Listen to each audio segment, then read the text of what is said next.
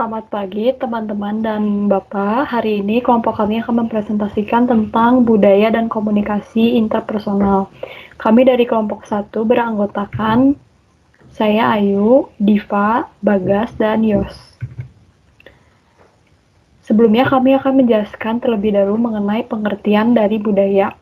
Jadi menurut bahasa Sanskerta dan Kuncaraningrat, budaya itu berasal dari kata budaya, di mana artinya adalah segala hal yang berhubungan dengan akal dan budi manusia. Lalu kemudian menurut Ralph Winton mendefinisikan budaya sebagai seluruh cara kehidupan dari masyarakat dan tidak hanya mengenai sebagai tata cara hidup saja, tapi lebih tinggi dari yang diinginkan. Lalu menurut Clifford Geertz, budaya itu merupakan bentuk-bentuk simbolik melalui sarana di mana orang-orang membicarakan, mengabadikan pengetahuan kebudayaannya sendiri. Secara umum, kebudayaan itu dibagi menjadi dua. Ada secara sempit dan secara luas. Secara sempit, budaya itu diartikan sebagai sebuah kesenian. Maka dari itu ketika seorang seniman berkarya gitu, nah dia juga bisa disebut sebagai seorang budayawan gitu. Lalu secara luas, budaya merupakan cara hidup yang berkembang dan dimiliki bersama sebuah kelompok masyarakat. Gitu. Selanjutnya terdapat 7 sifat budaya secara umum. Yang pertama itu kebudayaan yang beraneka ragam. Jadi budaya itu beraneka ragam dikarenakan banyak faktor. Manusia dari setiap belahan dunia itu tidak mungkin kebutuhannya itu sama dan kebudayaannya sama. Maka dari itu kebudayaan yang dihasilkannya juga disesuaikan dengan kebutuhannya. Misalnya kita yang hidup di Indonesia, daerah tropis, makanan, pakaian, tempat tinggal itu berbeda dengan orang-orang di Eskimo yang tinggal di daerah kutub gitu. Terus yang kedua itu kebudayaan dapat diteruskan secara sosial dengan pelajaran. Dapat terjadi contohnya secara vertikal dan horizontal. Maksudnya itu kayak penerusan budaya antar generasi bisa dilakukan secara lisan atau non lisan kayak cerita gitu. Terus yang ketiga itu adalah kebudayaan dijabarkan dengan tiga komponen tersebut. Kemudian keempat, kebudayaan mempunyai struktur. Maksudnya gimana? Struktur ini disebut juga dengan kultural universal. Unsurnya itu dapat dibagi ke dalam bagian-bagian kecil yang disebut traits kompleks dan terbagi lagi menjadi trait dan items dan berbagai hal lainnya lagi. Misalnya dalam sistem ekonomi itu dapat dibagi antara lain misalnya ketika ingin bertani gitu. Untuk bertani kan diperlukan bajak dan cangkul. Kedua alat tersebut disiapkan menjadi unsur kecil yang disebut traits tadi gitu. Lalu yang kelima itu adalah kebudayaan mempunyai nilai. Kebudayaan tuh setiap kebudayaan memiliki nilainya sendiri dan relatif tergantung siapa yang memberi nilai dan indikator apa yang digunakan. Misalnya bangsa timur itu menggunakan ukuran rohani sebagai alat sebuah kebudayaan gitu untuk menilai kebudayaannya mereka. Dan kalau di bangsa barat itu diukur dengan materi gitu. Terus yang keenam itu adalah kebudayaan sifatnya statis dan dinamis. Kebudayaan dari masyarakat itu sebenarnya nggak selalu statis sepenuhnya. Karena kalau misalnya selalu statis, maka budaya itu akan hilang mati gitu perlahan-lahan. Dan yang terakhir, kebudayaan itu dapat dibagi ke dalam berbagai macam aspek-aspek. Ada kebudayaan rohani yang misalnya ada kebudayaan rohani yang sifatnya benda, terus kebudayaan yang menurut daerah, terus masih banyak lagi pembagian-pembagian yang lainnya. Semua itu tergantung kepada apa yang hendak dibedakan dan untuk apa dilakukan budaya tersebut. Selanjutnya akan dijelaskan oleh Diva. Silakan Diva. Adalah unsur budaya. Di sini unsur budaya terdapat ada 7. Yang pertama yaitu manusia, people. Dalam proses komunikasi, manusia pastinya menyertakan sebagian orang yang masing-masing mempunyai dua kedudukan sekalian, yaitu selaku sumber pesan dan selaku penerima pesan. Yang diartikan dengan sumber pesan merupakan pihak yang menginisiasi suatu pesan, dan yang diartikan dengan penerima pesan merupakan pihak yang jadi sasaran pesan. Tiap individu bukanlah menunjukkan kedua kedudukan ini secara independen, melainkan mereka berperan selaku sumber pesan serta penerima pesan secara simultan serta berkesinambungan, baik sumber pesan ataupun penerima pesan tidak merespons seluruh pesan secara seragam ataupun mengantarkan pesan itu dengan metode yang sama, baik sumber pesan ataupun penerima pesan mempunyai ciri orang semacam ras, tipe kelamin, umur, budaya, nilai-nilai serta perilaku yang mempengaruhi orang lain dalam mengirim serta menerima pesan. Yang kedua adalah pesan atau message.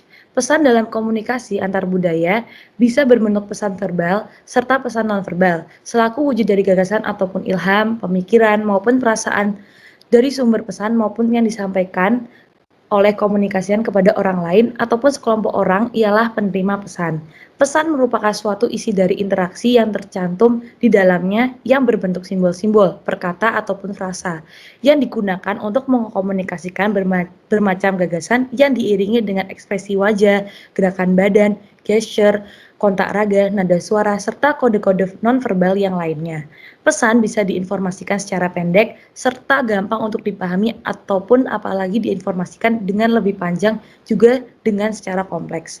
Yang ketiga adalah umpan balik atau feedback. Feedback merupakan tanggapan yang diberikan kepada penerima pesan yang berupa tanggapan verbal maupun tanggapan yang nonverbal. Gampangannya di sini itu kita merespon pesan yang disampaikan oleh orang lain dengan cara memberikan umpan balik sehingga sumber pesan tersebut mengetahui bahwa pesan tersebut sudah diterima. Feedback ataupun umpan balik merupakan bagian dari berbagai situasi komunikasi. Walaupun tidak memberikan respon ataupun hanya diam, itu pun sebenarnya adalah bentuk dari feedback itu sendiri. Yang keempat yaitu media saluran atau channel.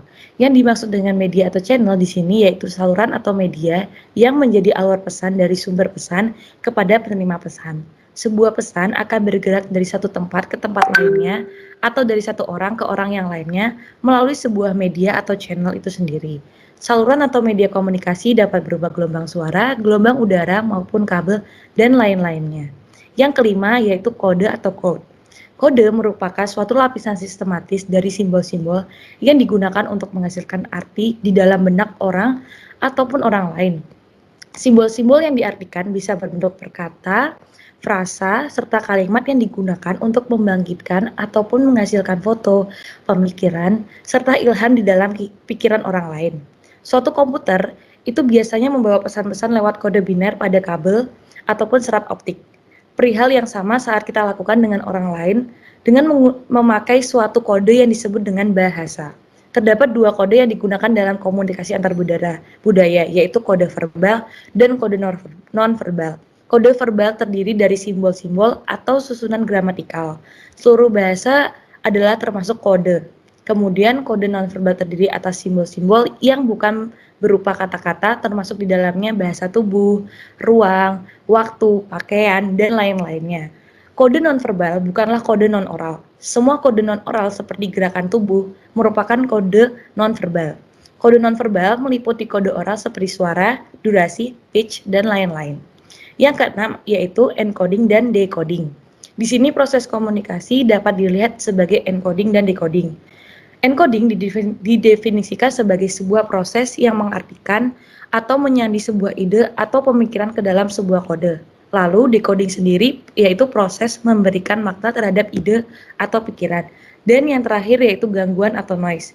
Di dalam suatu proses komunikasi, noise atau gangguan merupakan sebuah bentuk intervensi dalam proses encoding dan juga decoding yang akan mengurangi kejelasan di dalam sebuah pesan. Noise di sini bisa berbentuk fisik seperti suara yang sangat keras ataupun sebuah perilaku yang abnormal. Semisal, ada seseorang yang sedang berdiri di terlalu dekat dengan kita sehingga kita merasa tidak nyaman akan adanya hal tersebut.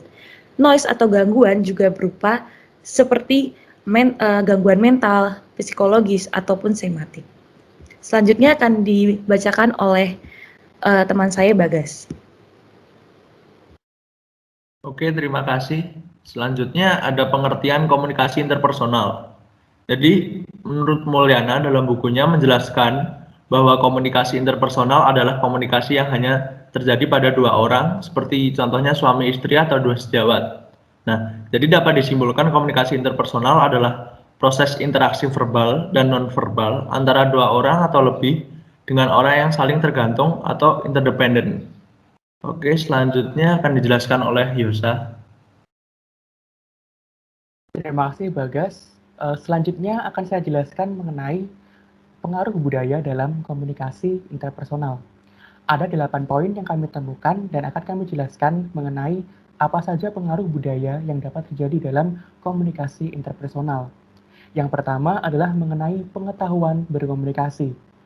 Perbedaan latar belakang budaya dalam individu menjadi kendala dalam proses komunikasi untuk menjalin yang namanya keharmonisan dalam berkomunikasi.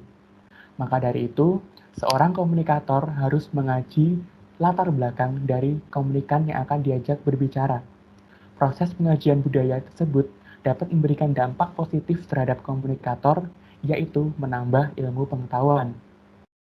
Seorang komunikator dapat mempelajari budaya lawan bicaranya dengan cara mencari berbagai referensi melalui internet, majalah, film, dan lain sebagainya.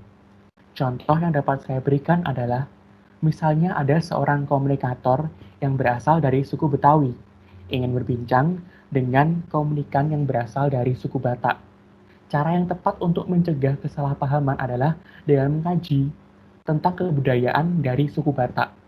Biasanya ketika berbicara, orang Batak akan berintonasi lebih keras dan lebih tinggi. Maka dari itu, apabila hal itu terjadi dalam proses terjadinya komunikasi interpersonal, tidak terjadi kesalahpahaman antara komunikator yang berasal dari suku Betawi dengan komunikan yang berasal dari suku Batak tersebut. Lalu yang kedua mengenai mengedepankan toleransi. Pengaruh budaya dalam komunikasi interpersonal ini berhubungan dengan penerimaan individu terhadap individu lain. Perbedaan budaya dalam komunikasi interpersonal dapat memberikan kesamaan makna apabila seorang individu dapat menerima perbedaan tersebut. Hal inilah yang akhirnya berhubungan dengan sikap toleransi. Pasti kita semua tahu apa itu toleransi. Toleransi adalah sikap saling menghormati dan menghormati budaya seseorang atau kelompok dalam lingkungannya. Contoh yang dapat saya berikan adalah, semisal dalam suatu lingkungan yang bertetangga, ada tetangga yang beragama Islam dengan tetangga yang beragama Katolik. Ketika memasuki Hari Raya Idul Fitri, tetangga yang beragama Katolik tadi akan ikut memberikan ucapan selamat dan bersilaturahmi ke tempat tetangganya yang beragama Islam. Begitu pula sebaliknya, bila saat Natal tiba, tetangga yang beragama Islam tadi akan memberikan ucapan selamat kepada tetangga yang beragama Katolik tadi. Berikutnya yang ketiga mengenai mengurangi ambiguitas. Ketika seorang komunikator dapat berkomunikasi secara efektif dengan komunikan yang berbeda latar belakang budayanya, maka komunikator tersebut dapat mengurangi ambiguitas dalam komunikasi. Kurangnya pengetahuan tentang budaya dapat menjadi pemicu terjadinya ketidakjelasan atau ambiguitas dalam proses komunikasi. Contoh yang dapat saya berikan adalah ketika orang Sunda meminum es teh manis, maka ia akan berkata es tehnya amis. Apabila hal itu terdengar dengan orang dari suku Betawi yang notabene tidak mengerti apa arti dari es tehnya amis, orang Betawi tersebut akan beranggapan bahwa es teh tersebut berbau amis. Padahal yang dimaksud dari komunikan yang berasal dari Sunda tadi adalah bahwa es teh itu rasanya manis, karena dalam bahasa Sunda amis itu artinya adalah manis. Perbedaan budaya dalam bentuk bahasa tersebut seringkali menjadi pemicu ketidakjelasan makna yang berimbas pada hambatan dalam komunikasi. Untuk menghindari perbedaan makna dalam berkomunikasi, maka seorang komunikator harus mempelajari budaya dari komunikan. Lalu berikutnya yang keempat adalah mengenai mengurangi etnosentrisme. Apa itu etnosentrisme? Etnosentrisme adalah penilaian yang dimiliki oleh seseorang yang menganggap bahwa kebudayaannya sendiri lebih baik atau lebih tinggi dibandingkan kebudayaan orang lain. Hal ini tentu akan memberikan dampak buruk terhadap komunikasi antar pribadi. Maka dari itu, mengurangi pandangan tentang etnosentrisme ini dapat menciptakan komunikasi yang efektif, karena hal ini berkaitan dengan penerimaan dari masing-masing individu terhadap budaya yang berbeda. Lalu yang kelima adalah mengenai menghindari diskriminasi budaya. Diskriminasi pada dasarnya adalah sikap yang tidak adil terhadap individu maupun kelompok mengenai karakteristik dari masing-masing individu tersebut. Maka dari itu perlu yang namanya melek budaya yang akan berpengaruh pada proses komunikasi. Penerimaan budaya masuk ke dalam lingkungan masyarakat dapat menghindari yang namanya diskriminasi karena perbedaan karakter yang dibawa oleh budaya itu sendiri. Lalu yang berikutnya mengenai kepercayaan. Salah satu pengaruh budaya dalam komunikasi adalah mengenai kepercayaan. Menurut Mulyani, kepercayaan merujuk pada pandangan di mana sesuatu memiliki ciri-ciri dan kualitas tertentu. Tidak peduli apakah sesuatu dapat dibuktikan secara empiris atau tidak. Dalam komunikasi interpersonal, seseorang tidak dapat menjalin hubungan yang baik apabila orang tersebut tidak dapat menghargai kepercayaan yang diberikan kepada orang. Yang berikutnya, yang ketujuh mengenai persepsi tentang diri orang lain. Perbedaan budaya yang terjadi dalam masyarakat memberikan penilaian yang berbeda kepada setiap orang. Pengaruh budaya dalam komunikasi interpersonal berikutnya berhubungan dengan persepsi tentang diri orang lain.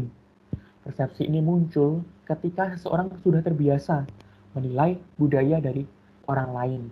Misalnya, orang Barat kita tahu cenderung lebih individualis dibandingkan dengan orang Indonesia yang terkenal dengan keramahannya. Lalu yang terakhir, yang ke-8 adalah mengenai orientasi kegiatan dan peranan status.